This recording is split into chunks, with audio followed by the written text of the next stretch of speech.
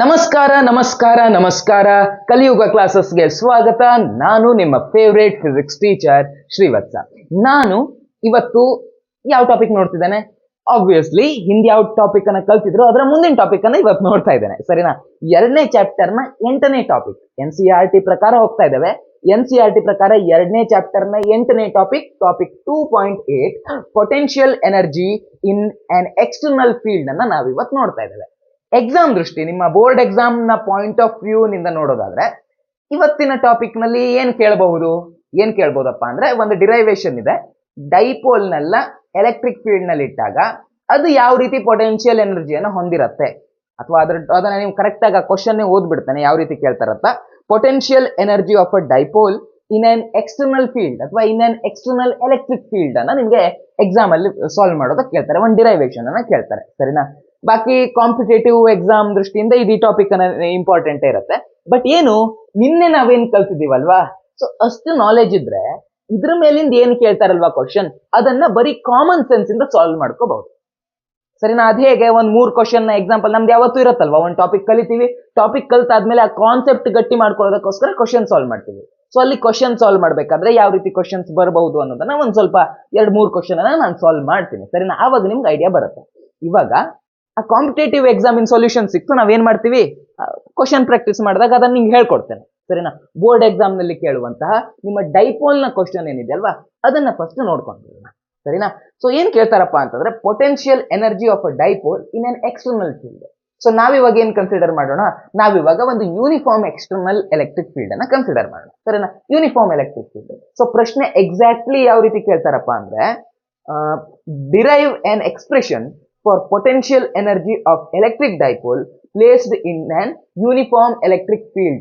ಇದೇ ರೀತಿ ಕ್ವಶನ್ ಅನ್ನ ಕೇಳ್ತಾರೆ. ಸೊ ಅವರು ಯೂನಿಫಾರ್ಮ್ ಎಲೆಕ್ಟ್ರಿಕ್ ಫೀಲ್ಡ್ ಅಂತ ಹೇಳಿದ್ದಾರೆ. ಸೊ ಒಂದು ಯೂನಿಫಾರ್ಮ್ ಎಲೆಕ್ಟ್ರಿಕ್ ಫೀಲ್ಡ್ ಅನ್ನ ನಾವಿಲ್ಲಿ ಹಾಕೊಳ್ಳೋಣ, ಸರಿನಾ? ಸೊ ಯೂನಿಫಾರ್ಮ್ ಎಕ್ಸ್ಟರ್ನಲ್ ಫೀಲ್ಡ್ ಅನ್ನ ಯೂನಿಫಾರ್ಮ್ ಎಲೆಕ್ಟ್ರಿಕ್ ಫೀಲ್ಡ್ ಬಿಡಿಸಬೇಕಾದ್ರೆ ಹೇಗೆ ಬಿಡ್ತೀರಾ, ಪ್ಯಾರಲಲ್ ಲೈನ್ ಬಿಡಿಸ್ತೀರಾ. ಸೊ ಅದರ ಡಿಸ್ಟೆನ್ಸ್ ಅಷ್ಟೇ ಇಟ್ಕೊಂಡು ಬಿಡಿಸ್ತೀರಾ, ಸರಿನಾ? ಇದು ನಮ್ಮ ಯೂನಿಫಾರ್ಮ್ ಎಲೆಕ್ಟ್ರಿಕ್ ಫೀಲ್ಡ್.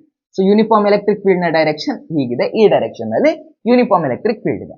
ಸೊ ನಾವಿಲ್ಲಿ ಡೈಪೋಲ್ ಇಟ್ಕೊಂಡು ಅದರ ಪೊಟೆನ್ಷಿಯಲ್ ಎನರ್ಜಿಯನ್ನ ನೋಡ್ಬೇಕು. ಸೊ ಏನ್ ಮಾಡೋಣ, ಒಂದು ಡೈಪೋಲ್ ಅನ್ನ ಇಟ್ಬಿಡೋಣ, ಸರಿನಾ? ಇದನ್ನ ನಾನು ಡೈಪೋಲ್ ನ ನೆಗೆಟಿವ್ ಚಾರ್ಜ್, ಇದನ್ನ ಡೈಪೋಲ್ ನ ಪಾಸಿಟಿವ್ ಚಾರ್ಜ್, ಇದನ್ನ -q, ಇದನ್ನ +q ಅಂತ ಕರ್ಕೊಂಡ್ಬಿಡ್ತೇನೆ. ಈ ಡೈಪೋಲ್ ನ ಉದ್ದ ಅಥವಾ ಡೈಪೋಲ್ ನ ಲೆಂತ್ ಎಷ್ಟಿರುತ್ತೆ, ಅದಿರೋದು 2a ಇರುತ್ತೆ, ಹೌದಾ? ಸೊ ನಾವ್ ಇವನ್ನೆಲ್ಲ ಬರ್ಕೊಂಡ್ಬಿಡೋಣ. ಇವಾಗ ಡೈಪೋಲ್ ಮೊಮೆಂಟ್ ಅಂತ ಬಂದ್ರೆ ಅದು ನೆಗೆಟಿವ್ ಚಾರ್ಜ್ ನಿಂದ ಪಾಸಿಟಿವ್ ಚಾರ್ಜ್ ನ ಕಡೆಗೆ ಇರುತ್ತೆ. ಸೊ ಈ ಡೈಪೋಲ್ ನ ನೆಗೆಟಿವ್ ಯಾವುದು, ಇದು. ಪಾಸಿಟಿವ್ ಯಾವ ಕಡೆ ಇದೆ, ಈ ಕಡೆ ಇದೆ. ಸೊ ಡೈಪೋಲ್ ಮೊಮೆಂಟ್ ನ ಡೈರೆಕ್ಷನ್ ಹೇಗಿರುತ್ತೆ, ಹೀಗಿರುತ್ತೆ, ಕರೆಕ್ಟಾ? ಸೊ ಇವಾಗ ನೋಡಿ, ಡೈಪೋಲ್ ಮೊಮೆಂಟ್ ಮತ್ತೆ ಎಲೆಕ್ಟ್ರಿಕ್ ಫೀಲ್ಡ್ ನಡುವೆ ಏನ್ ಆಂಗಲ್ ಆಗ್ತಾ ಇದೆಯೋ ಆ ಆಂಗಲ್ ಅನ್ನ ನಾವು ಥೀಟಾ ಅಂತ ಕರ್ಕೊಳ್ಳೋಣ, ಸರಿನಾ?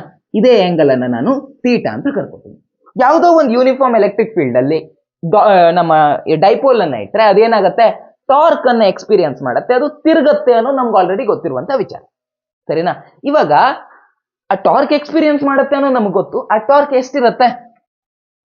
ಎಷ್ಟಿರುತ್ತೆ, ಹಿಂದಿನ ಚಾಪ್ಟರ್ ಅಲ್ಲಿ ಕಲ್ತಿದ್ರಲ್ರೋ, ಆ ಟಾರ್ಕ್ ಇರೋದು P × E ಇರುತ್ತೆ. ಅಂದ್ರೆ P × E ಕ್ರಾಸ್ ಪ್ರಾಡಕ್ಟ್ ಅಂತ ಇದೆ. ಸೊ ಅದನ್ನು ಬಿಡಿಸಬಾರ್ದಾಗ ಸೈನ್ ಅಂತ ಬರುತ್ತೆ, ಹೌದಾ?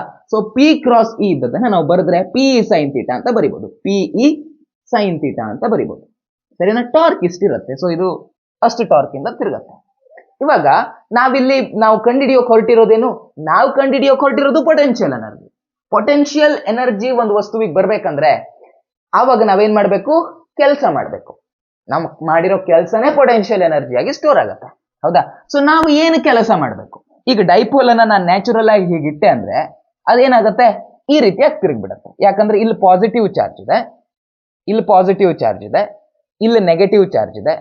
ಸೊ ನಾವು ಯೂನಿಫಾರ್ಮ್ ಎಲೆಕ್ಟ್ರಿಕ್ ಫೀಲ್ಡ್ ಈ ರೀತಿಯಾಗಿದೆ ಅಂದ್ರೆ ನಾವು ಇಮ್ಯಾಜಿನ್ ಮಾಡ್ಕೋಬಹುದಲ್ವಾ, ಪಾಸಿಟಿವ್ ಚಾರ್ಜ್ ನಿಂದ ಎಲೆಕ್ಟ್ರಿಕ್ ಫೀಲ್ಡ್ ಲೈನ್ಸ್ ಹೊರಡುತ್ತೆ. ಸೊ ಇಲ್ಲೆಲ್ಲ ಕಡೆಗೆ ನಾವು ಪಾಸಿಟಿವ್ ಚಾರ್ಜಸ್ ಇದೆ ಅಂತ ನಾವು ಅಂದ್ಕೊಳ್ಳೋಣ, ಇಲ್ಲೆಲ್ಲ ಕಡೆಗೆ ನೆಗೆಟಿವ್ ಚಾರ್ಜಸ್ ಇದೆ ಅಂತ ಅಂದ್ಕೊಳ್ಳೋಣ. ಸೊ ನಾವು ಡೈಪೋಲ್ ಅನ್ನು ಇಟ್ರೆ ಅದು ನ್ಯಾಚುರಲ್ ಆಗಿ ಹೇಗೆ ತಿರುಗತ್ತೆ, ಇದು ಪಾಸಿಟಿವ್ ಇದೆ, ಇದು ಪಾಸಿಟಿವ್ ಇದೆ. ಸೊ ಇದನ್ನ ಈ ರೀತಿಯಾಗಿ ದೂಡತ್ತೆ, ಇದು ಪಾಸಿಟಿವ್, ಇದು ನೆಗೆಟಿವ್. ಸೊ ಅದು ಈ ರೀತಿಯಾಗಿ ಫೋರ್ಸ್ ಆಗುತ್ತೆ, ಹೌದಾ? ನೀವು ಒಂದು ಪೆನ್ ತಗೊಳ್ಳಿ, ಒಂದನ್ನ ಈ ಕಡೆಗೆ ಎಳಿರಿ, ಇನ್ನೊಂದು ಎಂಡನ್ನ ಈ ಕಡೆಗೆ ಎಳಿರಿ, ಹೇಗೆ ತಿರುಗತ್ತೆ, ಹೀಗೆ ತಿರುಗತ್ತೆ. ಟ್ರೈ ಮಾಡಿ ನೋಡ್ರೋ, ಹೀಗೆ ಇಟ್ಕೊಳ್ರಿ, ಎಳಿರೋ, ತಿರುಗತ್ತೆ, ಹೌದಾ? ಸೊ ಡೈಪೋಲ್ ಅನ್ನ ಹೀಗಿಟ್ವಿ ಅಂದ್ಮೇಲೆ ಆ ಡೈಪೋಲ್ ನ್ಯಾಚುರಲ್ ಆಗಿ ಹೇಗೆ ತಿರುಗತ್ತೆ, ಹೀಗೆ ತಿರುಗತ್ತೆ, ಹೌದಾ? ಸೊ ಡೈಪೋಲ್ ನ್ಯಾಚುರಲ್ ಆಗಿ ಅದು ಹೀಗೆ ತಿರುಗತ್ತೆ.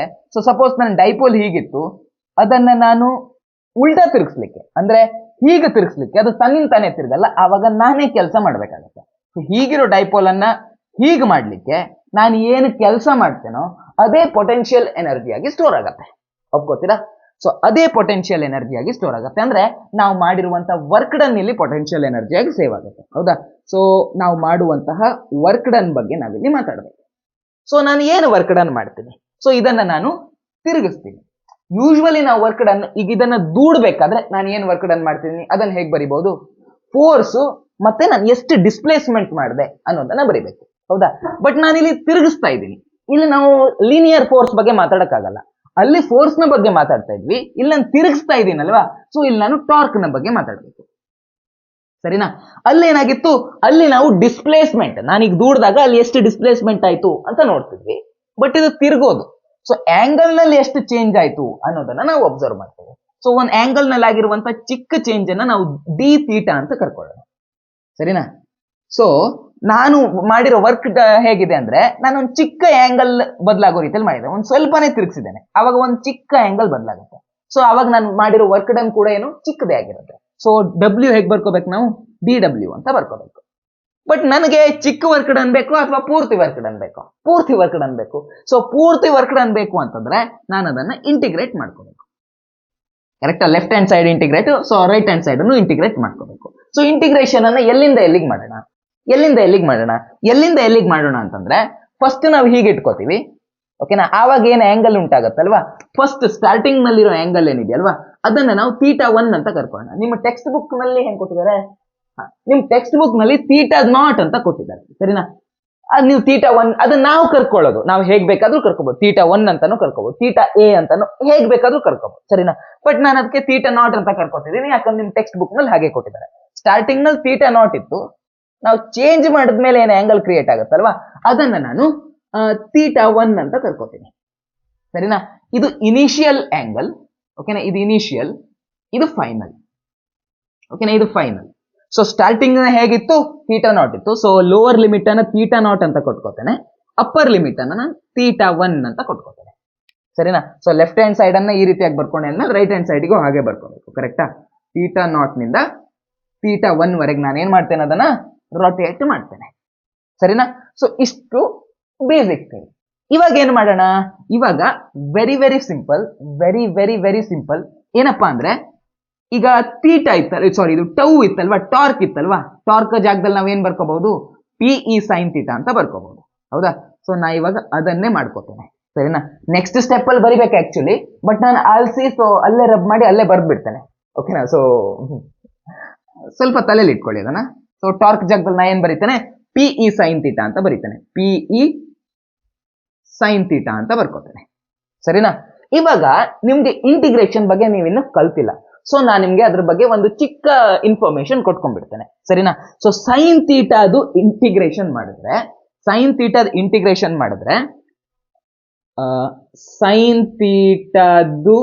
ಥೀಟಾ ಡಿ ಥೀಟಾ ಏನಿದೆಯೋ ಇದ್ರ ಇಂಟಿಗ್ರೇಷನ್ ಮಾಡಿದ್ರೆ, sine theta with respect to theta ಅದ್ರ ಇಂಟಿಗ್ರೇಷನ್ ಮಾಡಿದ್ರೆ ನಮ್ಗೆ ಏನ್ ಬರುತ್ತೆ? ನಮಗೆ ಮೈನಸ್ ಕಾಸ್ ಥೀಟಾ ಅಂತ ಸಿಗುತ್ತೆ. ನೀವು ಇದನ್ನ ನೆಕ್ಸ್ಟ್ ಮ್ಯಾಥ್ಸ್ ಅಲ್ಲೇ ಕಲಿತೀರಾ, ಇಂಟಿಗ್ರೇಷನ್ ಕಲಿಬೇಕಾದ್ರೆ ನಮ್ಗೆ ಕಲಿತೀರಾ. ಸೊ ಇವಾಗ ಅದನ್ನ ಅಪ್ಲೈ ಮಾಡ್ಕೋಬೇಕಲ್ವಾ, ಸೊ ಅದ್ರದ್ದು ಬೇಸಿಕ್ ಫಾರ್ಮುಲಾ ನಿಮ್ಗೆ ಇಲ್ಲ ಬರ್ದಿಟ್ಟಿದ್ದಾರೆ. ಸರಿನಾ? ಸೊ ಆಕ್ಚುಲಿ ಏನು, ಇಂಡೆಫಿನೆಟ್ ಇಂಟಿಗ್ರಲ್ ಇದ್ದಾಗ ನಾವು ಈ ರೀತಿ ಬರ್ಕೊಂಡು ಒಂದು ಪ್ಲಸ್ ಕಾನ್ಸ್ಟಂಟ್ ಅಂತ ಬರ್ಕೊಂತೀವಿ. ಬಟ್ ಇವಾಗ ನಮ್ಗೆ ಅಪ್ಪರ್ ಲಿಮಿಟ್ ಏನು, ಲೋವರ್ ಲಿಮಿಟ್ ಏನು ಅನ್ನೋದು ಗೊತ್ತಿದೆ. ಸೊ ಆವಾಗ ನಾವು ಇದನ್ನ ಬರ್ಕೊಳ್ಳೋ ಅವಶ್ಯಕತೆ ಇರಲ್ಲ. ಸೊ ಸೈನ್ ಥೀಟಾದು ಇಂಟಿಗ್ರೇಷನ್ ಮಾಡಿದ್ರೆ ಏನ್ ಬರುತ್ತೆ? ಮೈನಸ್ ಕಾಸ್ ಥೀಟಾ ಅಂತ ಬರುತ್ತೆ. ಸೊ ಅದನ್ನ ಬರ್ಕೊಳ್ಳೋಣ. ಸರಿನಾ? ಸೊ ಇಂಟಿಗ್ರೇಷನ್ ಮಾಡ್ಬೇಕಾದ್ರೆ ಫಸ್ಟ್ ಸ್ಟೆಪ್ ಏನು, ನಾನು ಇದೇ ಚಾಪ್ಟರ್ ನ ಸ್ಟಾರ್ಟಿಂಗ್ ವಿಡಿಯೋಸ್ ನಲ್ಲಿ ಒಂದು ಇಂಟಿಗ್ರೇಷನ್ ಮಾಡ್ತಿದ್ದೆ. ಯಾವಾಗ? Work done due to potential due to point charge ಕಂಡುಹಿಡಿಬೇಕಾದ್ರೆ ಒಂದು ಡಿರೈವೇಶನ್ ಇತ್ತಲ್ವಾ, ಅಲ್ಲಿ ನಾವು ಮೊದಲನೇ ಇಂಟಿಗ್ರೇಷನ್ ಮಾಡಿದ್ವಿ. ಸೊ ಅಲ್ಲಿ ಏನ್ ಮಾಡಿದ್ವಿ? ಇಂಟಿಗ್ರೇಷನ್ ಮಾಡ್ಬೇಕಾದ್ರೆ ಫಸ್ಟ್ ಸ್ಟೆಪ್ ಏನಪ್ಪಾ ಅಂದ್ರೆ, ಏನೇನು ಕಾನ್ಸ್ಟೆಂಟ್ಸ್ ಇದೆಯೋ ಅದನ್ನ ಹೊರಗಡೆ ತೆಕ್ಕೊಳ್ಳೋದು. ಹೌದಾ? ಸೊ ಇಲ್ಲಿ ಕಾನ್ಸ್ಟೆಂಟ್ ಯಾವ್ಯಾವ್ದಿದೆಯಪ್ಪ?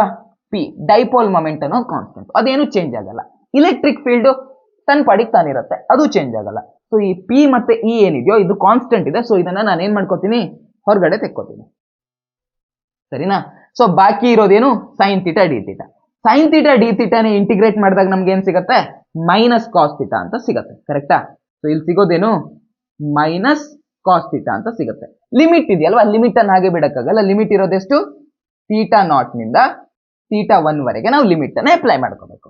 ಸೊ ಇವಾಗ ಇಲ್ಲಿ ನೋಡಿ, ಡಿ ಡಬ್ಲ್ಯೂ ಅಥವಾ ಇದೇನಿತ್ತೋ ಚಿಕ್ಕ ಕೆಲಸ ಎಲ್ಲ ಚಿಕ್ಕ ಕೆಲಸ ನಾವು ಸೇರಿಸಿದ್ರೆ ನಮ್ಗೆ ಏನ್ ಸಿಗುತ್ತೆ? ನಾವು ಮಾಡಿರುವಂತ ಪೂರ್ತಿ ಕೆಲಸ ಸಿಗುತ್ತೆ. ಸೊ ಡಿ ಡಬ್ಲ್ಯೂ ಅನ್ನ ಇಂಟಿಗ್ರೇಟ್ ಮಾಡಿದ್ರೆ ನಮಗೆ ಪೂರ್ತಿ ವರ್ಕ್ ಡನ್ ಸಿಗುತ್ತೆ. ಸರಿನಾ? ಇವು ಕ್ಲಿಯರಾ? ಇದು ಕ್ಲಿಯರ್ ಆಯ್ತು ಅಂದ್ಮೇಲೆ ನೆಕ್ಸ್ಟ್ ಸ್ಟೆಪ್ಪಿಗೆ ಬರೋಣ. ಇಂಟಿಗ್ರೇಷನ್ ಎಲ್ಲ ಮಾಡಾದ್ಮೇಲೆ ಈ ಲಿಮಿಟ್ ಹಾಕೊಳ್ಳೋದಿರತ್ತಲ್ವಾ, ಆ ಲಿಮಿಟ್ ಹಾಕೊಳ್ಳೋದು ಹೇಗೆ ಅಂತ ನೋಡೋಣ. ಫಸ್ಟ್ ಏನ್ ಮಾಡಬೇಕು? ಫಸ್ಟ್ ಇಲ್ಲಿ ವೇರಿಯೇಬಲ್ ಯಾವುದು? ಇಲ್ಲಿ ವೇರಿಯೇಬಲ್ ಇರೋದು ಥೀಟಾ, ಹೌದಾ? ಸೊ ಫಸ್ಟ್ ಏನ್ ಮಾಡ್ಕೋಬೇಕು? ಅಪ್ಪರ್ ಲಿಮಿಟ್ ಅನ್ನು ಹಾಕೋಬೇಕು. ಅದಾದ್ಮೇಲೆ ಮೈನಸ್ ಅಂತ ಬರ್ಕೊಂಡು ಲೋವರ್ ಲಿಮಿಟ್ ಅನ್ನ ಹಾಕೋಬೇಕು. ಅರ್ಥ ಆಗ್ಲಿಲ್ವಾ? ಇವಾಗ ನಾನು ಮಾಡಬೇಕಾದ್ರೆ ಗೊತ್ತಾಗುತ್ತೆ. ಸರಿನಾ? So W is equal to PE ಇದ್ದಕ್ಕಿದ್ದ ಹಾಗೆ ಬರ್ಕೋತೀನಿ. ಫಸ್ಟ್ ಏನಿತ್ತಿಲ್ಲಿ? ಫಸ್ಟ್ ಇರೋದೇನು? ಫಸ್ಟ್ ಇರೋದು ಮೈನಸ್ ಕಾಸ್ ಥೀಟಾ ಅಂತ ಇತ್ತು. ಮೈನಸ್ ಕಾಸ್ ಥೀಟಾ ಅಂದ್ರೆ ಇಲ್ಲಿ ಏನು? ವೇರಿಯೇಬಲ್. ಸೊ ಫಸ್ಟ್ ಏನ್ ಮಾಡ್ಕೋಬೇಕು? ಅಪ್ಪರ್ ಲಿಮಿಟ್ ಹಾಕೋಬೇಕು. ಏನಿದೆ ಅಪ್ಪರ್ ಲಿಮಿಟ್? ಥೀಟಾ 1 ಇದೆ, ಹೌದಾ? ಸೊ ಅದಾದ್ಮೇಲೆ ಏನ್ ಮಾಡ್ಬೇಕು? ಮೈನಸ್ ಅಂತ ಹಾಕೊಂಡು ಲೋವರ್ ಲಿಮಿಟ್ ಅನ್ನ ಹಾಕೋಬೇಕು. ಸರಿನಾ? ಲೋವರ್ ಲಿಮಿಟ್ ಎಷ್ಟಿದೆ? ಮೈನಸ್ ಕಾಸ್, ಲೋವರ್ ಲಿಮಿಟ್ ಎಷ್ಟಿದೆ? ಥೀಟಾ ನಾಟ್ ಅಂತ ಇದೆ, ಹೌದಾ? ಸೊ ಆವಾಗ ಥೀಟಾ ನಾಟ್ ಅಂತ ಹಾಕೋತೀನಿ. ಓಕೆನಾ?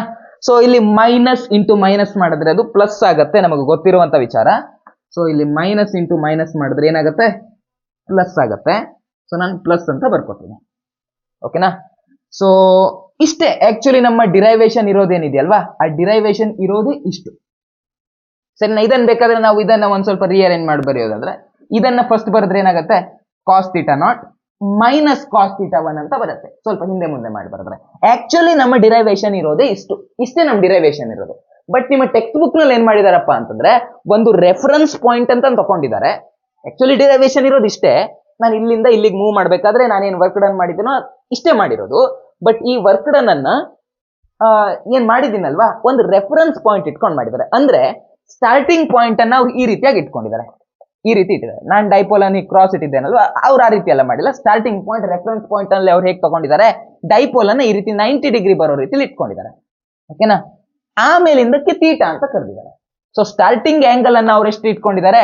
90 ಡಿಗ್ರಿ ಅಂತ ಇಟ್ಕೊಂಡಿದ್ದಾರೆ. ಸೊ ನಾವೇನ್ ಬರೆಯೋಣ? Starting angle. If starting angle ಅನ್ನ ನಾವು ಹೇಗೆ ಬರಿತೀವಿ? ಥೀಟಾ ನಾಟ್ ಅಂತ ಬರಿತೀವಿ. Theta naught is equal to 90 degree ಅಥವಾ π/2 ಹೇಗಾದ್ರೂ ನೀವು ಬರಿಬಹುದು, ಎರಡು ಒಂದೇ, ಹೌದಾ? ಸೊ ಇದು theta naught is equal to 90 degree. Theta naught 90 degree ಆದಾಗ ಏನ್ ಕಥೆ ಆಗತ್ತೆ ಅನ್ನೋದನ್ನ ಬರೆದ್ರೆ ಆಯ್ತು ಅಷ್ಟೇ. ಸೊ ಅವಾಗ ಏನಾಗುತ್ತೆ? ಡಬ್ಲ್ಯೂ ಅಂತಂದ್ರೆ ಏನಪ್ಪಾ? ಈ ನಾವು ಮಾಡಿರೋ ಕೆಲಸನೇ ಪೊಟೆನ್ಶಿಯಲ್ ಎನರ್ಜಿ ಆಗಿ ಸೇವ್ ಆಗೋದು. ಸೊ ಡಬ್ಲ್ಯೂ ಜಾಗದಲ್ಲಿ ನಾವು ಯು ಅಂತಾನೆ ಬರಿಬಹುದು, ಹೌದಾ? ಅದೇ potential energy. So potential energy ಏನಾಗುತ್ತೆ ಅವಾಗ? Potential energy is equal to PE ಇದ್ದಕ್ಕಿದ್ದಾಗೆ ಬರ್ಕೊಂಡೆ. ಆಮೇಲೆ ಮೈನಸ್ ಕಾಸ್ ಥೀಟಾ 1 ಅಂತ ಇದೆ. ಸೊ ಅದು ಏನು ಅಂತ ನಮಗ್ ಗೊತ್ತಿಲ್ಲ, ಹೌದಾ? ಸೊ ಅದನ್ನ ನಾನು ಹೇಗೆ ಬರ್ಕೋತೇನೆ?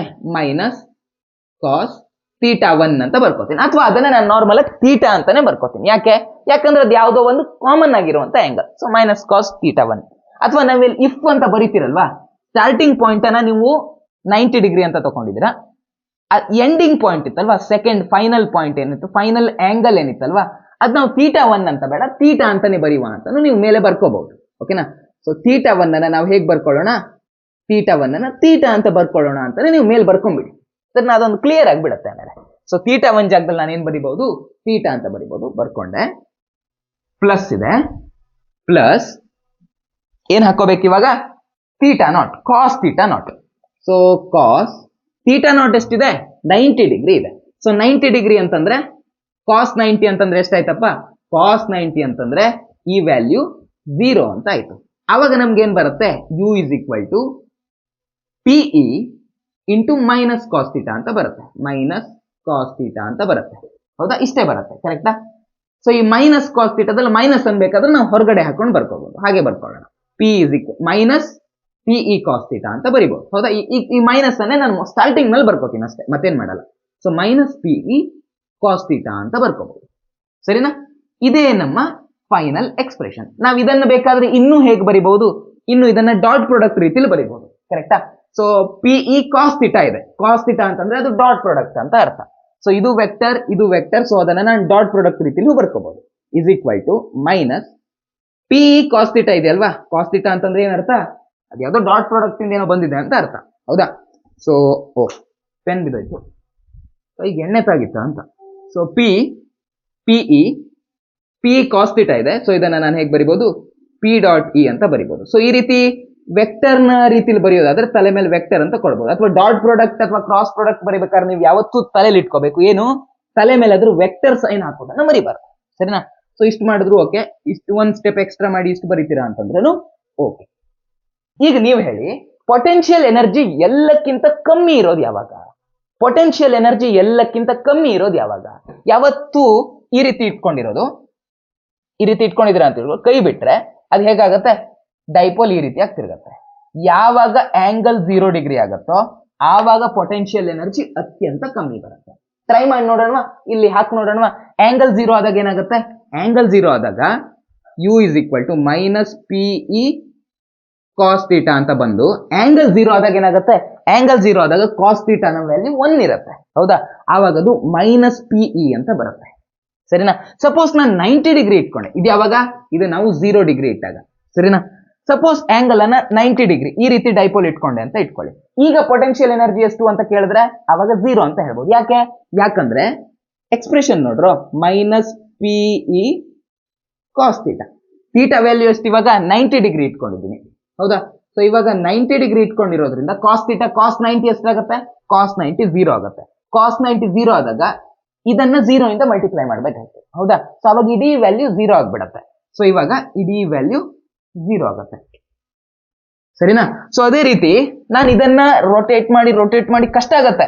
ಕಷ್ಟ ಆದ್ರೂ, ಯಾಕಂದ್ರೆ ನ್ಯಾಚುರಲ್ ಆಗಿ ಹೀಗೆ ತಿರ್ಗೋಕ್ ಟ್ರೈ ಮಾಡ್ತಾ ಇರತ್ತೆ, ಬಟ್ ಕಷ್ಟ ಆದ್ರೂ ನಾನು ರೊಟೇಟ್ ಮಾಡಿ 180 ಡಿಗ್ರಿ ಬಗ್ಸಿದ್ನಪ್ಪ, ಆವಾಗ ಪೊಟೆನ್ಷಿಯಲ್ ಎನರ್ಜಿ ಮ್ಯಾಕ್ಸಿಮಮ್ ಇರುತ್ತೆ. ಯಾಕಂದ್ರೆ ನಾನು ಮಾಡಿರುವಂತ work done, external work done ಜಾಸ್ತಿ ಇದೆ ಅಲ್ಲಿ, ಹೀಗಾಗಿ ಆವಾಗ ಪೊಟೆನ್ಷಿಯಲ್ ಎನರ್ಜಿ ಮ್ಯಾಕ್ಸಿಮಮ್ ಬರುತ್ತೆ, ಹೌದಾ? So U is equal to minus P E cos theta. ಇವಾಗ ಥೀಟಾ ವ್ಯಾಲ್ಯೂ ಎಷ್ಟಪ್ಪ? ಇವಾಗ ಥೀಟಾ ವ್ಯಾಲ್ಯೂ, ಅಯ್ಯೋ ನಮ್ಮ ಮನೆ ನಾಯ್ದು ಪಕ್ಕದ ಮನೆ ನಾಯ್ದು ಜಗಳ, ಸೈಲೆಂಟ್. ಇದು ಬನ್ನಿ 180 ಡಿಗ್ರಿ. ಸೊ 180 ಡಿಗ್ರಿ ಆದಾಗ ಕಾಸ್ 180 ಡಿಗ್ರಿ ಆದಾಗ ಇದ್ರ ವ್ಯಾಲ್ಯೂ ಏನ್ ಬರುತ್ತೆ? ಇದ್ರ ವ್ಯಾಲ್ಯೂ -1 ಅಂತ ಬರುತ್ತೆ. ಸೊ ಇಲ್ಲಿ ಮೈನಸ್ ಮತ್ತೆ ಇಲ್ಲಿನ ಮೈನಸ್ ಎರಡು ಏನಾಗುತ್ತೆ? ಕ್ಯಾನ್ಸಲ್ ಆಗುತ್ತೆ, ಹೌದಾ? ಆವಾಗ ನಮ್ ವ್ಯಾಲ್ಯೂ ಏನ್ ಬರುತ್ತೆ? ಪಾಸಿಟಿವ್ ಪಿ ಇ ಅಂತ ಬರುತ್ತೆ, ಸರಿನಾ? ಇವಾಗ ಮ್ಯಾಕ್ಸಿಮಮ್ ಇರುತ್ತೆ. ಸೊ ಮಿನಿಮಮ್ ಇರೋದು ಯಾವಾಗ? ಎಲ್ಲಕ್ಕಿಂತ ಕಮ್ಮಿ ಎಲ್ಲಿದೆಯೋ ಇಲ್ಲಿ ಕಮ್ಮಿ ಇದೆ, ಹೌದಾ? So this is for minimum energy, minimum potential energy, ಹೌದಾ? ಇದು ಮ್ಯಾಕ್ಸಿಮಮ್, ಯಾಕಂದ್ರೆ ಇದು ಜಾಸ್ತಿ ಇದೆ ಎಲ್ಲಕ್ಕಿಂತ, ಇದು ಮ್ಯಾಕ್ಸಿಮಮ್. ಇಲ್ಲಿ ಬಂದಿರೋದು 0, ಇವೆರಡರದ್ದು ಮಿಡ್ಲ್, ಓಕೆನಾ? 0 ಅಂತ ಥೀಟಾ ಅಂತ ಹೇಳ್ಬಾರ್ದು ನಾನು, 0, ಓಕೆನಾ? ಇವಿಷ್ಟನ್ನ ನಾವು ತಿಳ್ಕೊಬೇಕಾಗಿತ್ತು ನಿಮ್ಮ ಬೋರ್ಡ್ ಎಕ್ಸಾಮ್ ನ ದೃಷ್ಟಿಯಿಂದ. ಸೊ ಈಗ ಕಾಂಪಿಟೇಟಿವ್ ಎಕ್ಸಾಮ್ ದೃಷ್ಟಿಯಿಂದ ಇದ್ರ ಮಿಡ್ಲ್ ಅಲ್ಲಿರೋ ಕಾನ್ಸೆಪ್ಟ್ ಎಲ್ಲಾನು ಎಕ್ಸ್ಪ್ಲೇನ್ ಮಾಡೋದಕ್ಕೆ ನಾನು 3 ಕ್ವಶನ್ ತಗೊ ಬಂದಿದ್ದೇನೆ. ಆ 3 ಕ್ವಶನ್ ಅನ್ನ ನಾವು ನೋಡಿದ್ವಿ ಅಂತಂದ್ರೆ ನಮ್ಗೆಲ್ಲನೂ ಕ್ಲಿಯರ್ ಆಗಿ ಅರ್ಥ ಆಗ್ಬಿಡುತ್ತೆ, ಸರಿನಾ? ಸೊ ಟೈಮ್ ವೇಸ್ಟ್ ಮಾಡೋದು ಬೇಡ, ಇವಾಗ ಪ್ರಶ್ನೆಗಳನ್ನ ಸಾಲ್ವ್ ಮಾಡ್ಕೊಳ್ಳೋಣ. ಇವಾಗ ಪ್ರಶ್ನೆಗಳನ್ನ ಸಾಲ್ವ್ ಮಾಡ್ಕೊಳ್ಳುವಂತ ಟೈಮ್. ಪ್ರಶ್ನೆ ಡಿಸ್ಪ್ಲೇ ಆಗ್ತಾ ಇದೆ, ನೀವು ಕರೆಕ್ಟ್ ಆಗಿ ನೋಡಿ. ಆ ಪ್ರಶ್ನೆನ ಒಂದ್ಸಲ ಓದ್ಕೊಂಡ್ ಬಿಡಿ, ಸರಿನಾ? ಸೊ ಮೊದಲನೇ ಪ್ರಶ್ನೆಯಲ್ಲಿ ಏನ್ ಕೇಳ್ತಾ ಇದಾರಪ್ಪ ಅಂದ್ರೆ, in which of the following states that the potential energy of an electric dipole is maximum ಯಾವಾಗಿರುತ್ತೆ ಅಂತ ಕೇಳ್ತಿದ್ದಾರೆ, ಹೌದಾ? ಫಾರ್ಮುಲಾ ಅಂತ ಬಂದ್ರೆ ಏನಿರುತ್ತದು? ಫಾರ್ಮುಲಾ ಅಂತ ಬಂದ್ರೆ U is equal to minus P E sine theta, minus P E cos theta. Sine theta ಬರೋದು ಅಲ್ಲಿ ತಾನೆ, ಸೈನ್ ಥೀಟಾ ಬರೋದು ಟಾರ್ಕ್ ನಲ್ಲಿ, ಇಲ್ಲಿ ಟಾರ್ಕ್ ಇಲ್ಲ. So minus P E cos theta ಅಂತ ಬರುತ್ತೆ, ಸರಿನಾ? So minus P E cos theta. So ಇದು ಮ್ಯಾಕ್ಸಿಮಮ್ ಆಗ್ಬೇಕು ಅಂತಂದ್ರೆ ಥೀಟಾ ವ್ಯಾಲ್ಯೂ ಎಷ್ಟು ಬರಬೇಕು? 180 ಡಿಗ್ರಿ ಬರಬೇಕು, ಹೌದಾ? ಯಾವುದ್ರ ಆಂಗಲ್ ಅಂದ್ರೆ ಇದೇ ಪಿ ಮತ್ತೆ ಇದೇ ಇ ನ ನಡುವೆ ಇರೋ ಆಂಗಲ್. ಪಿ ಅಂತಂದ್ರೆ ಏನು? ಪಿ ಅಂತಂದ್ರೆ ಡೈಪೋಲ್ ಮೊಮೆಂಟ್. ಒಂದು ಡೈಪೋಲ್ ಈ ರೀತಿಯಾಗಿದೆ ಅಂತ ಇಟ್ಕೊಳ್ಳಿ, ಇದು ನೆಗೆಟಿವ್ ಚಾರ್ಜ್, ಇದು ಪಾಸಿಟಿವ್ ಚಾರ್ಜ್, ಈ ರೀತಿಯಾಗಿದ್ರೆ ಡೈಪೋಲ್ ಮೊಮೆಂಟ್ ಹೇಗಿರುತ್ತೆ? ನೆಗೆಟಿವ್ ಚಾರ್ಜ್ ನಿಂದ ಪಾಸಿಟಿವ್ ಚಾರ್ಜ್ ನ ಕಡೆಗಿರುತ್ತೆ. ಇದು ಡೈಪೋಲ್ ಮೊಮೆಂಟ್. ಸೊ ನೀವು ಈ ಡೈಪೋಲ್ ಮೊಮೆಂಟ್ ಮತ್ತೆ ಎಲೆಕ್ಟ್ರಿಕ್ ಫೀಲ್ಡ್ ನ ಡೈರೆಕ್ಷನ್ ಅನ್ನ ನೋಡ್ಬೇಕು. ಯಾವಾಗ ಅದು 180 ಡಿಗ್ರಿ ಬರುತ್ತೋ ಅಂತ ನೋಡ್ಬೇಕು. ಆಪ್ಷನ್ ಎ ನೋಡಿ, ಆಪ್ಷನ್ ಎ ನಲ್ಲಿ ನೆಗೆಟಿವ್ ಚಾರ್ಜ್ ಇಲ್ಲಿದೆ, ಪಾಸಿಟಿವ್ ಚಾರ್ಜ್ ಇಲ್ಲಿದೆ. ಸೊ ಡೈಪೋಲ್ ಮೊಮೆಂಟ್ ಹೀಗಿರುತ್ತೆ, ನೆಗೆಟಿವ್ ನಿಂದ ಪಾಸಿಟಿವ್ ಕಡೆಗಿರುತ್ತೆ. ಎಲೆಕ್ಟ್ರಿಕ್ ಫೀಲ್ಡ್ ಅಯ್ಯೋದೇವೆ, ಫಸ್ಟ್ ಆಪ್ಷನ್ ನಲ್ಲೇ ಆನ್ಸರ್ ಸಿಕ್ಕೋಯ್ತಾ? ನೋಡ್ರೋ, ಆಂಗಲ್ ಎಷ್ಟಾಯ್ತು? 180 ಡಿಗ್ರಿ ಆಯ್ತು. ಸೊ ಆಪ್ಷನ್ ಎ ಇಲ್ಲಿ ಸರಿಯಾಗಿರುವಂತ ಆನ್ಸರ್. ನೆಕ್ಸ್ಟ್ ಹೋಗೋಣ. ನೆಕ್ಸ್ಟ್ ಪ್ರಶ್ನೆ ಇರೋದು on electric dipole of length. Okay, first ಏನ್ ಕೊಟ್ಟಿದ್ದಾರೆ? ಡೈಪೋಲ್ ನ ಲೆಂತ್ ಕೊಟ್ಟಿದ್ದಾರೆ, ಆಮೇಲೆ ಆ ಡೈಪೋಲ್ ನಲ್ಲಿರೋ ಚಾರ್ಜಸ್ ಬಗ್ಗೆ ಕೊಟ್ಟಿದ್ದಾರೆ. ಸರ್ 2 ಚಾರ್ಜ್ ಇರುತ್ತೆ ಸರ್, ಬಟ್ ಅಲ್ಲಿ ಒಂದೇ ಕೊಟ್ಟಿದ್ದಾರೆ. ಕರೆಕ್ಟ್ ಆಗಿ ನೋಡ್ರೋ ಪ್ಲಸ್ ಆರ್ ಮೈನಸ್ ಅಂತ ಹೇಳ್ತಾ ಇದ್ದಾರೆ. ಪ್ಲಸ್ ಆರ್ ಮೈನಸ್ ಅಂದ್ರೆ ಪ್ಲಸ್ 1 ಚಾರ್ಜ್, ಪಾಸಿಟಿವ್ ಚಾರ್ಜ್ ಎಷ್ಟಿದೆ 3 × 10⁻³ ಇದೆ, ನೆಗೆಟಿವ್ ಚಾರ್ಜ್ ಎಷ್ಟಿದೆ 3 × 10⁻³ ಇದೆ ಅಂತ ಅಷ್ಟೇ, ಸರಿನಾ? ಸೊ ಅದನ್ನು ಕೊಟ್ಟಿದ್ದಾರೆ. ಮತ್ತಿನ್ನೇನು ಕೊಟ್ಟಿದ್ದಾರೆ, ಆಂಗಲ್ ಕೊಟ್ಟಿದ್ದಾರೆ 60 ಡಿಗ್ರಿ.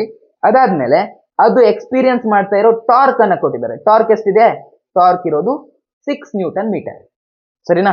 ನಮಗ್ ಕೇಳ್ತಾ ಇರೋದು ಪೊಟೆನ್ಶಿಯಲ್ ಎನರ್ಜಿ ಕೇಳ್ತಾ ಇದ್ದಾರೆ. So potential energy of dipole ಕಂಡುಹಿಡಿಬೇಕಂದ್ರೆ ನಾವ್ ಏನ್ ಮಾಡ್ಬೇಕು, ಆಬ್ವಿಯಸ್ಲಿ ಈ ಫಾರ್ಮುಲಾ ಹಾಕೊಂಡು ಲೆಕ್ಕ ಮಾಡ್ಕೊಂತ ಹೋದ್ರೆ ಆಯ್ತು, ಸರಿನಾ?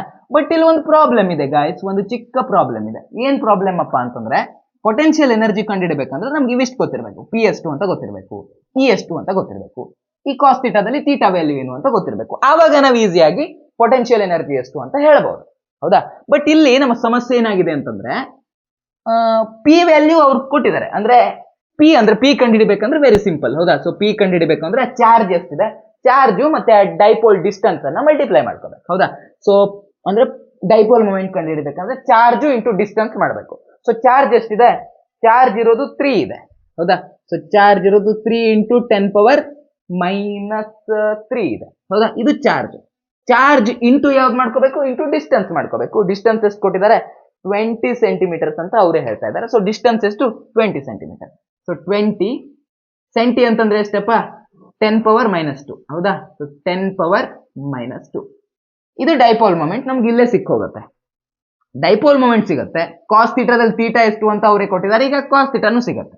ಬಟ್ ಈ ಅವ್ರು ಕೊಟ್ಟಿದಾರ, ಎಲೆಕ್ಟ್ರಿಕ್ ಫೀಲ್ಡ್ ನ ವ್ಯಾಲ್ಯೂ ಅವ್ರು ಕೊಟ್ಟಿದಾರ, ಎಲೆಕ್ಟ್ರಿಕ್ ಫೀಲ್ಡ್ ನ ವ್ಯಾಲ್ಯೂ ಅವ್ರು ಕೊಟ್ಟಿಲ್ಲ. ಸೊ ಹೇಗಾದ್ರೂ ಮಾಡಿ ಈಗ ಎಲೆಕ್ಟ್ರಿಕ್ ಫೀಲ್ಡ್ ನ ವ್ಯಾಲ್ಯೂ ಕಂಡುಹಿಡ್ಕೋಬೇಕು. ಹೇಗೆ ಕಂಡುಹಿಡಿಬಹುದು, ಬಟ್ ಟಾರ್ಕ್ ಎಷ್ಟಾಗತ್ತೆ ಅಂತ ಅವ್ರು ಕೊಟ್ಟಿದ್ದಾರೆ, ಸೊ ಟಾರ್ಕ್ ಇನ್ ಫಾರ್ಮುಲಾ ಏನಪ್ಪಾ, ಇದರಲ್ಲಿ ಪಿ ಕಾಸ್ ಥೀಟಾ ಬರುತ್ತೆ, ಟಾರ್ಕ್ ಅಲ್ಲಿ ಏನ್ ಬರುತ್ತೆ, ಟಾರ್ಕ್ ಅಲ್ಲಿ ಪಿ ಇ ಸೈನ್ ಥೀಟಾ ಬರುತ್ತೆ, ಸರಿನಾ? ಇದ್ರ value positive P E sine theta ಅಂತ ಬರುತ್ತೆ, ಇಲ್ಲಿ negative P E cos theta ಅಂತ ಬರುತ್ತೆ, ಸರಿನಾ? ಸೊ ಇದು ಟಾರ್ಕ್ ಇಂದ ಈ ರೀತಿಯಾಗಿ ಬರುತ್ತೆ, P E sine theta. Potential ಎನರ್ಜಿದು ಪಿ ಕಾಸ್ ಥೀಟಾ ಬರುತ್ತೆ, ಬಟ್ ನೆಗೆಟಿವ್ ಆಗಿ ಬರುತ್ತೆ, ಸರಿನಾ? ಹೀಗೆ ನೀವು ಅದನ್ನ ಕಂಪೇರ್ ಮಾಡ್ಕೊಂತ ಹೋದ್ರೆ ತಲೆಯಲ್ಲಿ ಇರುತ್ತೆ ಫಾರ್ಮುಲಾಸ್ ಎಲ್ಲ, ಏನು ತೊಂದರೆ ಇಲ್ಲ. ಸೊ ಈ ರೀತಿಯಾಗಿ ಬರುತ್ತೆ. ಸೊ ಇಲ್ಲಿ ಟಾರ್ಕ್ ಎಷ್ಟಿದೆ, ಟಾರ್ಕ್ ಇರೋದು 6 ನ್ಯೂಟನ್ ಮೀಟರ್ ಅಂತ ಅವರೇ ಹೇಳಿದ್ದಾರೆ. ಸೊ ಟಾರ್ಕ್ ನ ಜಾಗದಲ್ಲಿ ನಾವೇನ್ ಬರ್ಕೊಳ್ಳೋಣ, 6 ಅಂತ ಬರ್ಕೊಳ್ಳೋಣ, ಸರಿನಾ? ಪಿ ಸೈನ್ ಥೀಟಾ ಫಸ್ಟ್ ಬರ್ಕೊಂಡ್ಬಿಡೋಣ. ಸೈನ್ ಥೀಟಾ ಎಷ್ಟಿದೆ, ಥೀಟಾ ಇರೋದು 60 ಡಿಗ್ರಿ. ಸೊ ಸೈನ್ ಥೀಟಾ ಏನಾಗ್ಬೇಕಾಯ್ತು, 60 ಅಂತಂದ್ರೆ √3/2 ಆಗ್ಬೇಕಲ್ಲ, ಅಥವಾ ಏನಾಗುತ್ತೆ ನೋಡಿ, ನಂಗೆ ಮರ್ತೋದಾಗ ಆಗ್ತಾ ಇದೆ. ಕ್ಲಾಸ್ 10th ಅಲ್ಲೆಲ್ಲ ಕಲ್ತಿರ್ತೀರಾ ಕಣ್ರು. Okay Google, what is the value of sine 60 degree? ಜಗತ್ತಿನ ಯಾವ ಫಿಸಿಕ್ಸ್ ಟೀಚರ್ಗೂ ಈ ರೀತಿ ಕೆಟ್ಟ ಪರಿಸ್ಥಿತಿ ಬರಬಾರ್ದು. ಕೊಟ್ಟಿದ್ದಾರೆ, √3/2, ನಾನು ಹೇಳಿರೋದು ಕರೆಕ್ಟೇ ಇದೆ, √3/2 ಅಂತ, ಸರಿನಾ? ಸೊ ಸೈನ್ ಥೀಟಾ ಅಂತಂದ್ರೆ √3/2 ಅಂತ ಬರುತ್ತೆ. ಸೈನ್ 60 ಡಿಗ್ರಿ ಎಷ್ಟು ಬರುತ್ತೆ, √3/2 ಅಂತ ಬರುತ್ತೆ. ಇ ಎಷ್ಟಿದೆಯೋ ನಮಗೆ ಗೊತ್ತಿಲ್ಲ. ಸೊ ಇ ಅನ್ನ ನಾವು ಇದ್ದಕ್ಕಿದ್ದಾಗೆ ಬರ್ಕೊಳ್ಳೋಣ. ಇ ನಲ್ಲಿ ನಾವು ಏನು ಚೇಂಜಸ್ ಮಾಡೋದು ಬೇಡ, ಇ ಅನ್ನ ಇದ್ದಕ್ಕಿದ್ದಾಗೆ ಬರ್ಕೊಳ್ಳೋಣ.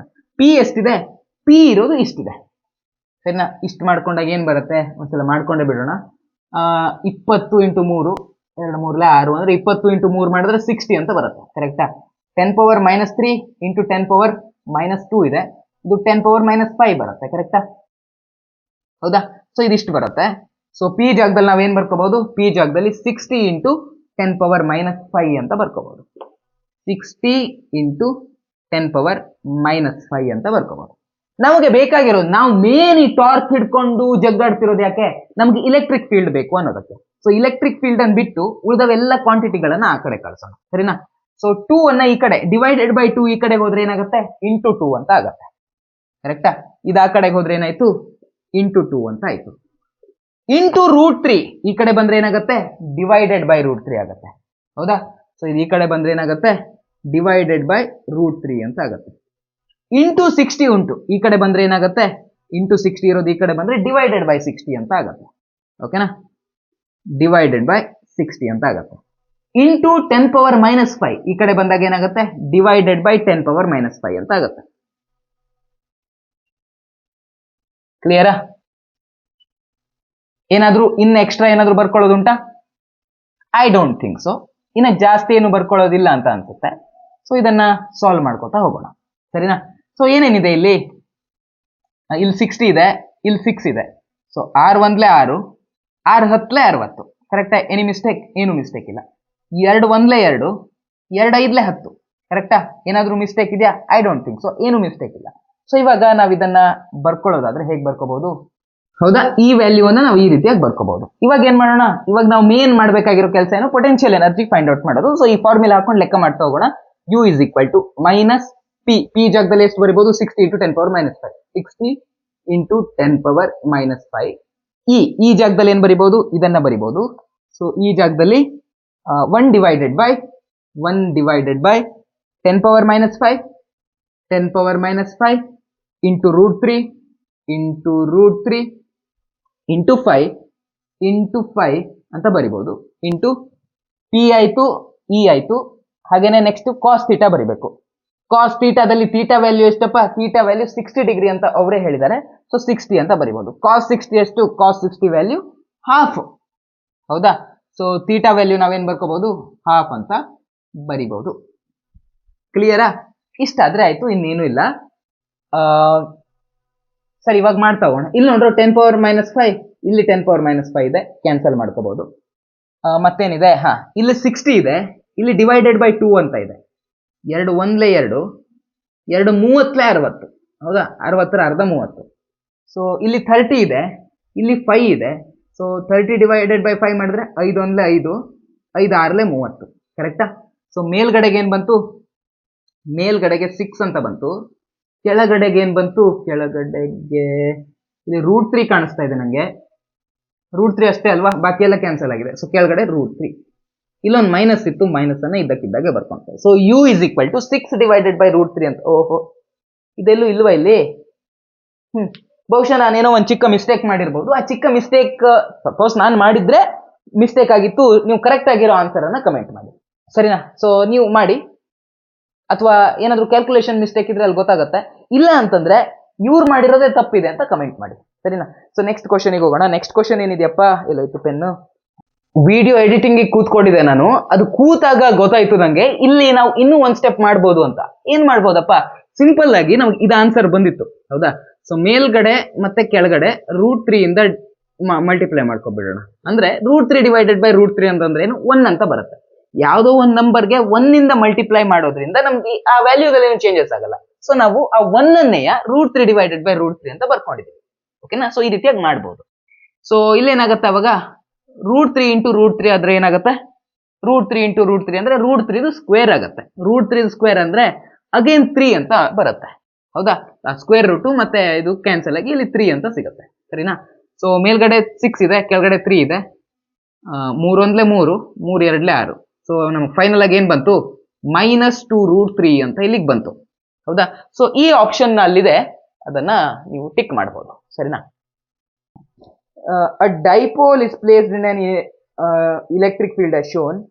In which direction it will move? ಓಹೋ, ಇಲ್ಲಿ ಒಂದು ಚಿತ್ರ ಕೊಟ್ಟಿದ್ದಾರೆ. ಈ ಚಿತ್ರ ನೋಡ್ಕೊಂಡು ನಾವಿಲ್ಲಿ ಆನ್ಸರ್ ಮಾಡ್ಕೋಬೇಕು. ಸೊ ಏನಿದೆಯಪ್ಪ? ಅಲ್ಲಿ ಒಂದು ಡೈಪೋಲ್ ಇಟ್ಟಿದ್ದಾರೆ. ನಿಮ್ಗೆ ಕರೆಕ್ಟ್ ಆಗಿ ಕಾಣಿಸ್ತಾ ಇರ್ಬೋದು. ಇಲ್ಲಿ ಇಲ್ಲೊಂದು ಡೈಪೋಲ್ ಇಟ್ಟಿದ್ದಾರೆ, ಸರಿನಾ? ಸೊ ಅಲ್ಲಿ ಡೈಪೋಲ್ ಇಟ್ಟಿದ್ದಾರೆ, ಮತ್ತೆ ಎಲೆಕ್ಟ್ರಿಕ್ ಫೀಲ್ಡ್ ಅನ್ನ ಡಾಟೆಡ್ ಲೈನ್ ಇಂದ ಬಿಡಿಸಿದ್ದಾರೆ. ಸೊ ನೀವು ಕರೆಕ್ಟ್ ಆಗಿ ಅಬ್ಸರ್ವ್ ಮಾಡಿದ್ರೆ ಒಂದು ಪಾಯಿಂಟ್ ಇಂದ ಎಲ್ಲ ಎಲೆಕ್ಟ್ರಿಕ್ ಫೀಲ್ಡ್ ಲೈನ್ಸ್ ಹೋಗ್ತಾ ಇದೆ, ಹೌದಾ? ಒಂದು ಪಾಯಿಂಟ್ ಇಂದ ಎಲ್ಲ ಎಲೆಕ್ಟ್ರಿಕ್ ಫೀಲ್ಡ್ ಲೈನ್ಸ್ ಹೋಗ್ತಾ ಇದೆ. ಸೊ ಯಾವ ಪಾಯಿಂಟ್ ಇಂದ ಎಲೆಕ್ಟ್ರಿಕ್ ಫೀಲ್ಡ್ ಲೈನ್ಸ್ ಹೊರಗಡೆ ಹೋಗುತ್ತೆ? ಪಾಸಿಟಿವ್ ಚಾರ್ಜ್ ನಿಂದ ಎಲೆಕ್ಟ್ರಿಕ್ ಫೀಲ್ಡ್ ಲೈನ್ಸ್ ಹೊರಗಡೆ ಹೋಗುತ್ತೋ, ನೆಗೆಟಿವ್ ಚಾರ್ಜ್ ನಿಂದ ಎಲೆಕ್ಟ್ರಿಕ್ ಫೀಲ್ಡ್ ಲೈನ್ಸ್ ಹೊರಗಡೆ ಹೋಗುತ್ತೋ? ಪಾಸಿಟಿವ್ ಚಾರ್ಜ್ ನಿಂದ ಎಲೆಕ್ಟ್ರಿಕ್ ಫೀಲ್ಡ್ ಲೈನ್ಸ್ ಹೊರಗಡೆ ಹೋಗುತ್ತೆ, ಹೌದಾ? ಅಂದ್ರೆ ಈ ಪಾಯಿಂಟ್ ಅಲ್ಲಿ ಏನಿದೆ ಅಂತ ಅರ್ಥ? ಆ ಪಾಯಿಂಟ್ ಅಲ್ಲಿ ಪಾಸಿಟಿವ್ ಚಾರ್ಜ್ ಇದೆ ಅಂತ ಅರ್ಥ, ಹೌದಾ? ಸೊ ಈ ಪಾಯಿಂಟ್ ಅಲ್ಲಿ ಪಾಸಿಟಿವ್ ಚಾರ್ಜ್ ಇದೆ ಅಂತ ಅರ್ಥ. ಸೊ ಅಲ್ಲಿ ಏನ್ ಮಾಡಿದ್ದಾರೆ? ಅಲ್ಲಿ ಡೈಪೋಲ್ ಇಟ್ಕೊಂಡಿದ್ದಾರೆ. ಆ ಡೈಪೋಲ್ ಹೇಗೆ ಮೂವ್ ಆಗುತ್ತೆ ಅಂತ ಕೇಳಿದ್ದಾರೆ. ನೋಡ್ರೋ, ಆ ಡೈಪೋಲ್ ಅಲ್ಲಿ ಪಾಸಿಟಿವ್ ಚಾರ್ಜ್ ನೆಗೆಟಿವ್ ಚಾರ್ಜ್ ನ ಮ್ಯಾಗ್ನಿಟ್ಯೂಡ್ ಸೇಮ್ ಇರುತ್ತೆ. ಅಂದ್ರೆ ಆ ಡೈಪೋಲ್ ನ 2 ಚಾರ್ಜ್ ಇದಾವಲ್ಲ, ಆ 2 ಚಾರ್ಜ್ ನಲ್ಲಿ ಯಾವ್ದ್ರ ಮೇಲೆ ಜಾಸ್ತಿ ಫೋರ್ಸ್ ಆಕ್ಟ್ ಆಗುತ್ತೆ? ಹೊರಗಡೆ ಇರೋ ಚಾರ್ಜ್ ನಿಂದ. ಯಾವ ಚಾರ್ಜ್ ಹತ್ರದಲ್ಲಿದೆಯೋ ಆ ಚಾರ್ಜ್ ನ ಮೇಲೆ ಜಾಸ್ತಿ ಫೋರ್ಸ್ ಆಕ್ಟ್ ಆಗುತ್ತೆ, ಕರೆಕ್ಟಾ? ಸೊ ಇಲ್ಲಿ ಹತ್ರದಲ್ಲಿರೋದು ಯಾವ charge? Positive charge. So positive ಏನಾಗುತ್ತೆ? ರಿಪೆಲ್ ಆಗತ್ತೆ. ರಿಪೆಲ್ ಆಗಿ ಅದು ದೂರ ಸರಿಯುತ್ತೆ. ಅಂದ್ರೆ ಈ ಚಾರ್ಜ್ ನಿಂದು ಈ ಚಾರ್ಜ್ ಈ ಡೈರೆಕ್ಷನ್ ಇಂದ ಹೋಗುತ್ತೆ, ಹೌದಾ? ಈ ಚಾರ್ಜ್ ಆ ಚಾರ್ಜ್ ಅನ್ನ ಆ ಕಡೆಗೆ ದೂಡುತ್ತೆ. ಅಂದ್ರೆ ಮೂವ್ ಆಗೋದು ಯಾವ ಕಡೆಗೆ? ರೈಟ್ ಸೈಡಿಗೆ ಮೂವ್ ಆಗುತ್ತೆ. ಸರಿನಾ? ಸೊ ರೈಟ್ ಸೈಡಿಗೆ ಮೂವ್ ಆಗುತ್ತೆ ಅನ್ನೋದು ಎಲ್ಲಿದೆ? ಇಲ್ಲಿದೆ. ಓ, ಎರಡೆರಡು ಕಡೆ ಇದೆ. ಇಲ್ಲೂ ಇದೆ, ಅದು ರೈಟ್ ಸೈಡಿಗೆ ಮೂವ್ ಆಗುತ್ತೆ ಅಂತ. ಸೊ ರೈಟ್ ಸೈಡಿಗೆ ಮೂವ್ ಆದಾಗ ನೆಕ್ಸ್ಟ್ ಅವ್ರು ಕೇಳ್ತಾ ಇದ್ದಾರೆ, ಇಲ್ಲಿ ಪೊಟೆನ್ಷಿಯಲ್ ಎನರ್ಜಿ ವಿಲ್ ಇನ್ಕ್ರೀಸ್ ಅಂತ ಹೇಳಿದ್ದಾರೆ, ಇಲ್ಲಿ ಪೊಟೆನ್ಷಿಯಲ್ ಎನರ್ಜಿ ವಿಲ್ ಡಿಕ್ರೀಸ್ ಅಂತ ಹೇಳಿದ್ದಾರೆ. ಇವೆರಡರಲ್ಲಿ ಯಾವ್ದು ಸರಿ? ಯಾವ್ದಪ್ಪ ಅಂದ್ರೆ ನೋಡ್ರೋ, ರಿಪೆಲ್ ಆಗಿ ಅದು ದೂರ ಸರಿತು. ಹೌದಾ? ದೂರ ಸರಿದ ಮೇಲೆ ಏನಾಗಬೇಕಾಯ್ತು? ಆಬ್ವಿಯಸ್ಲಿ ದೂರ ಹೋದಂಗೂ ಏನಾಗುತ್ತೆ? ಎನರ್ಜಿ ಕಮ್ಮಿ ಆಗ್ತಾ ಹೋಗುತ್ತೆ, ಪೊಟೆನ್ಷಿಯಲ್ ಎನರ್ಜಿ. ಹೌದಾ? ಸೊ ದೂರ ಹೋಗಿದೆ ಅಂದ್ಮೇಲೆ ಏನಾಗುತ್ತೆ? ಪೊಟೆನ್ಷಿಯಲ್ ಎನರ್ಜಿ ಡಿಕ್ರೀಸ್ ಆಗುತ್ತೆ. ಹೀಗಾಗಿ ಆಪ್ಷನ್ ಸಿ ಅನ್ನೋದು ಸರಿಯಾಗಿರೋ ಆನ್ಸರ್. ಸೊ ಇದನ್ನ ನಾವು ಕಾಮನ್ ಸೆನ್ಸ್ ಇಂದ ಸಾಲ್ವ್ ಮಾಡ್ಕೊಂಡಿದ್ದೀವಿ ಅಷ್ಟೇ. ಸರಿನಾ? ವಿಡಿಯೋ ಇಷ್ಟ ಆಗಿದ್ರೆ ವಿಡಿಯೋಗೊಂದು ಲೈಕ್ ಮಾಡೋದನ್ನ ಮರಿಬೇಡಿ, ಯಾಕಂದ್ರೆ ನಿಮ್ಮ ಲೈಕೇ ನನಗೆ ಮೋಟಿವೇಶನ್. ಸೊ ಲೈಕ್ ಮಾಡಿ, ಹಾಗೇನೆ ಚಾನಲ್ ಸಬ್ಸ್ಕ್ರೈಬ್ ಮಾಡಿ. ನೋಡೋದ್ರಲ್ಲಿ ತುಂಬಾ ಜನ ಸಬ್ಸ್ಕ್ರೈಬ್ ಮಾಡಲ್ಲ, ಯಾಕೆ ಆ ರೀತಿ ಮಾಡ್ತಿರೋ ಗೊತ್ತಿಲ್ಲ. ಪ್ಲೀಸ್ ಸಬ್ಸ್ಕ್ರೈಬ್ ಮಾಡಿ, ನನಗೂ ಒಂದು ರೀತಿ ಮೋಟಿವೇಶನ್ ಸಿಗುತ್ತೆ. ಸರಿನಾ? ಇದೇ ರೀತಿ ವಿಡಿಯೋಸ್ ಮತ್ತೆ ಮತ್ತೆ ಮಾಡ್ತಾ ಇರೋದಕ್ಕೆ ನನಗೆ ಸ್ವಲ್ಪ ಖುಷಿ ಆಗುತ್ತೆ. ಸರಿನಾ? ಸೊ ಸಿಗೋಣ ಮತ್ತೆ. ಸರಿನಾ? ಅಲ್ಲಿವರೆಗೂ ಬಾಯ್ ಬಾಯ್.